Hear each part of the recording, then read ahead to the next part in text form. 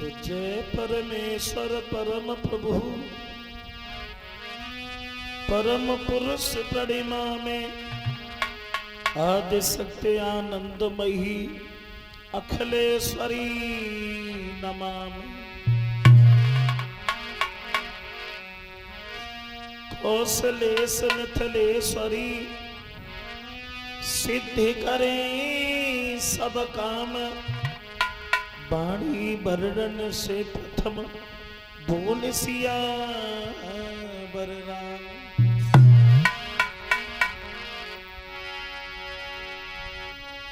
तो राम कथा अब होती है, आओ बलि हनुमान आई सुहासन लीजिए, पवन पुत्र बलवान। तो जिनकी कृपा मात्र से ठोर मिलता नहीं, कलेश को श्रद्धा सहित प्रणाम है। इस प्रवेश के गुरु ब्रजेश को बोलिए भक्त वत्सल भगवान की।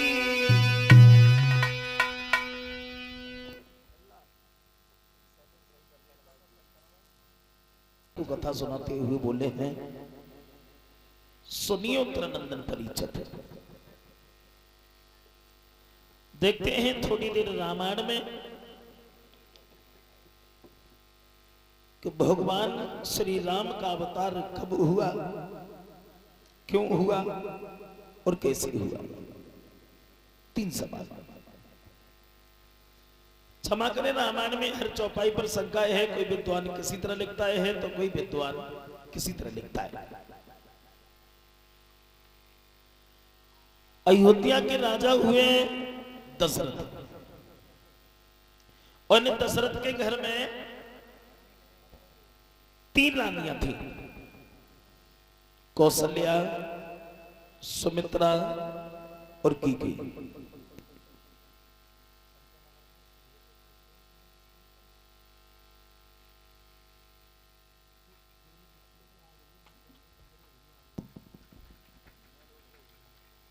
लेकिन दशरथ के घर में किसी संतान ने जन्म नहीं लिया था।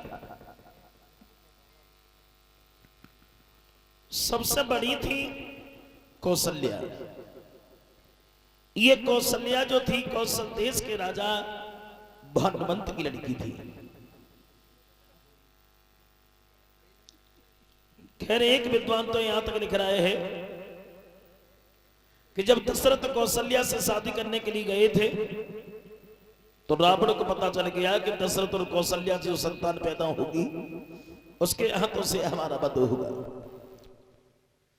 तो डर की वजह से रावण ने कौशल्या का हरण कर लिया, संदूका में बंद करके जल में बहा दिया। उन्हें एक महात्मा ने निकाल लिया।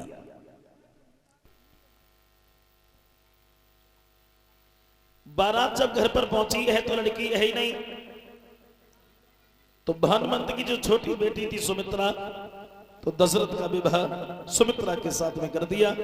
शादी करने के बाद में जब वापस आ रहे थे, रास्ता में कौशल्या से भी भेंट हो गई। तो दशरथ कौशल्या से भी शादी करने के बाद अयोध्या वापस आए हैं।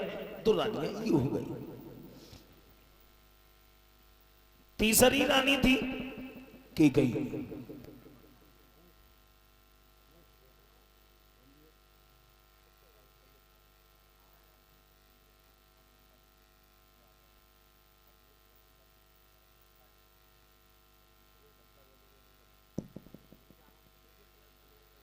भक्तजनों, 2 रानियां ये हो गई।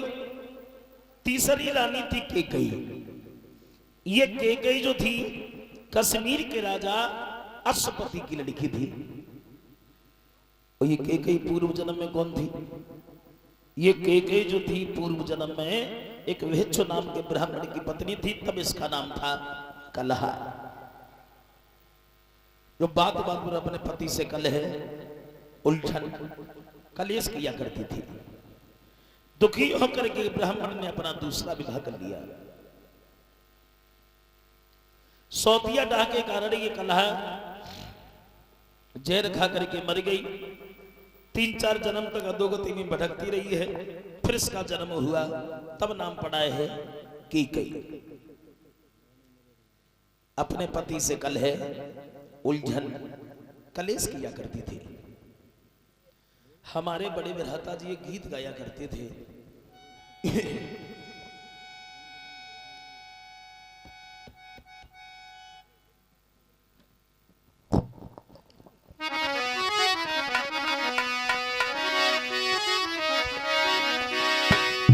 गाया था हमारे बड़े विधाता जी ने कि तेरिया सात जन्म दुख हर पावेगी, जो पति संग दगा करेगी।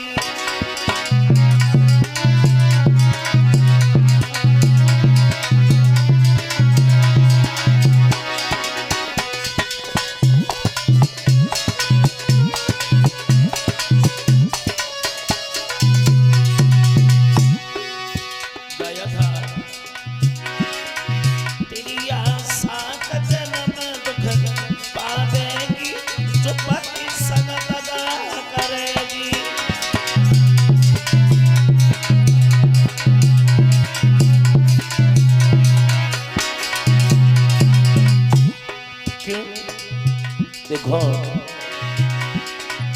एक जन्म कुतिया को पावे,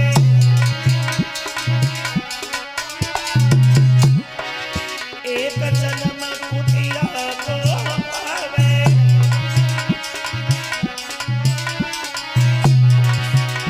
अब घर घर डंडा खावेगी, जो पति संग दगा करेगी।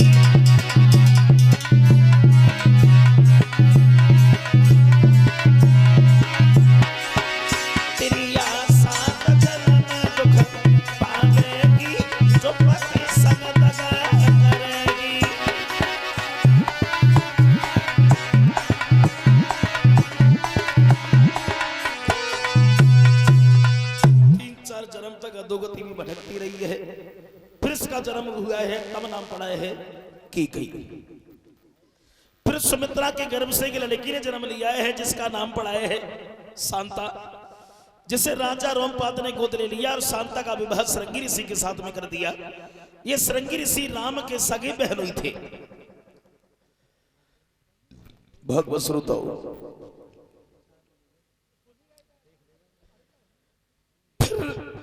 रावण ने तपस्या की है कि दशरथ के घर में कोई संतान न हो, तो कोई संतान नहीं हुई। कब तक नहीं हुई?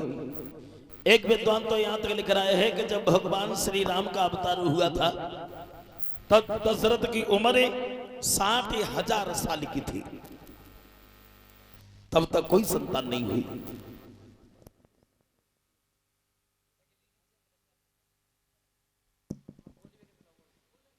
लेकिन दशरथ को जीवन में, जिंदगी में सिर्फ एक बार चिंता भई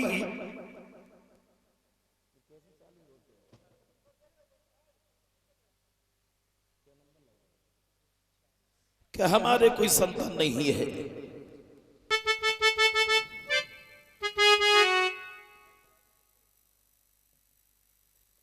जीवन में, जिंदगी में एक बार चिंता भई कि हमारे कोई संतान नहीं है। अब थोड़ी शंका की बात, अरे भाई जब संतान नहीं थी तो दुख तो दशरथ को बार बार होना चाहिए था, लेकिन जीवन में, जिंदगी में एक बार चिंता क्यों भाई कि हमारे कोई संतान नहीं है। सिर्फ एक बार दुख हुआ दशरथ को कि हमारे कोई संतान नहीं है। ऐसा ही नहीं भगवत श्रोताओ, वहां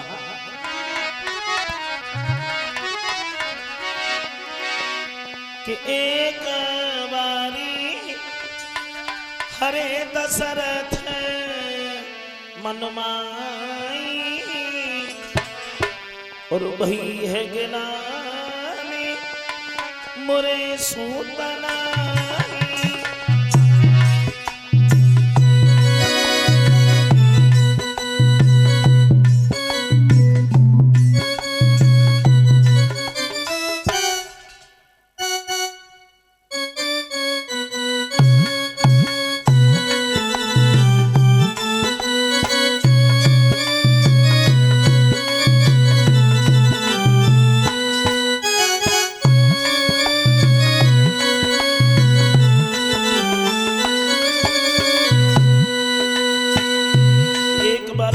भई के हमारे कोई संतान नहीं है।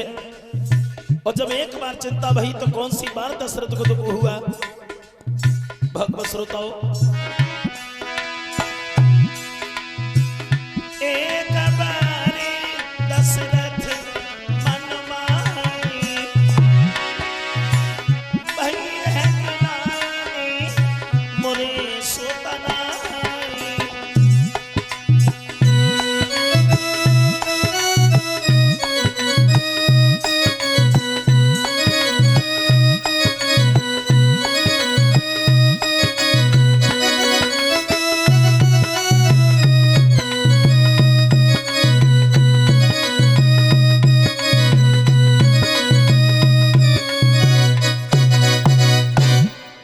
एक बार दशरथ को चिंता बही कि हमारी कोई संतान नहीं है। एक बार दशरथ मन माई और भई है गिलाने मोरे सुतनाई। और जब एक बार चिंता बही तो कौन सी बार दशरथ को दुख हुआ। देखो, एक बार ऐसा हुआ कि दशरथ जो है एक दिन वन में जब शिकार खेलने के लिए गए हैं, इन्होंने एक हिरण को देखा है। और जब उस हिरण को देखा है, उस हिरण का पीछा करने लगे। आगे आगे हिरण दौड़ रहा है, पीछे पीछे दशरथ भाग रहे हैं। लेकिन वो माया रूपी हिरण कहीं दिखाई पड़ जाता है, कहीं आंखों से उजल हो जाता है। दशरथ बड़े दुखी हो गए। हिरण ने देखा है कि दशरथ ज्यादा दुखी है, तो वह हिरण खड़ा हो गया और मानव की भाषा में बोला है, अवध नरेश, तुम हमें नहीं मार सकते। दशरथ बोले, भैया हम तुम्हें क्यों नहीं मार सकते। तो हिरण बोला है, अवध नरेश, हमें एक वरदान मिला है। वरदान? हाँ, कैसा वरदान। तो हिरण बोला है, सुनो अवध नरेश, तुम हमें नहीं मार पाओगे, क्योंकि गजन राजा के हर सुतना होई उतने से मेरा मरण होई।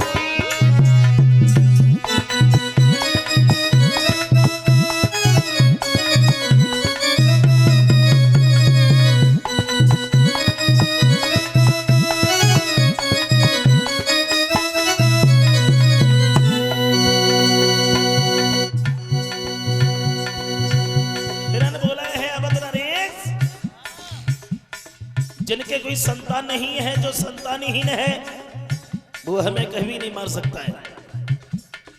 मेरी बात मानो तो तुम वापस लौट जाओ। मतलब तो हिरण बोला है, अवध नरेश,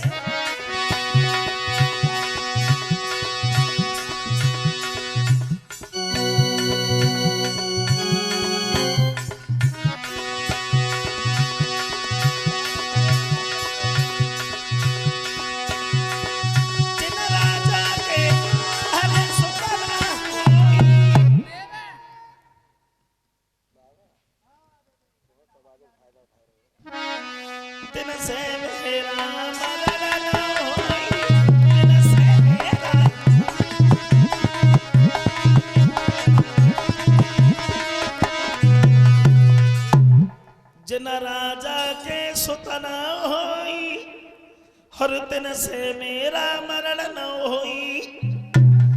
अवध नरेश, जिनके कोई संतान नहीं है, जो संतानहीन है, वो हमें कभी नहीं मार सकता है।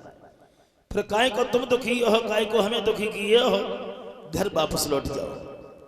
तो भाई यह गिलाने मोरे सुतनाई। तब दशरथ को चिंता भई कि हमारे कोई संतान नहीं है, घर वापस लौट आए।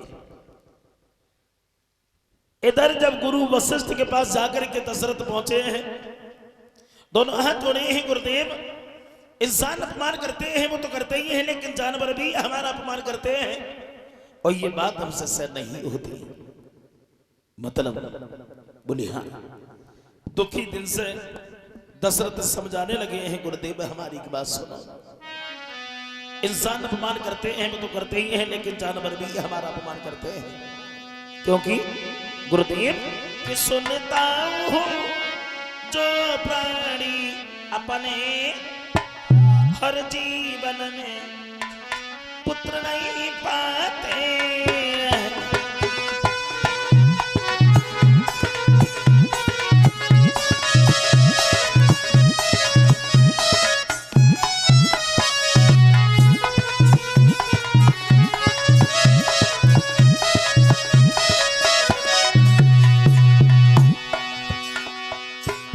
श्रोताओं, दुखी दिन से दशरथ समझाने लगे हैं गुरुदेव, इंसान अपमान करते हैं वो तो करते ही हैं, लेकिन जानवर भी हमारा अपमान करते हैं और ये बात हमसे सहन नहीं होती। सुनता हूं तो बढ़िया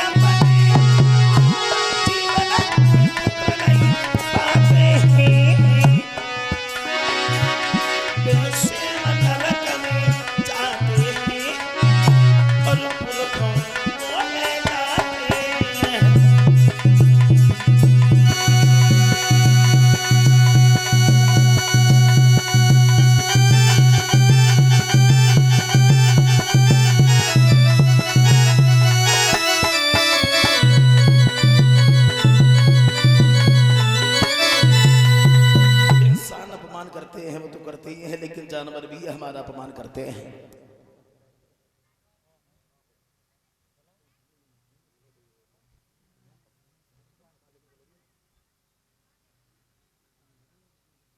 भक्तजनों,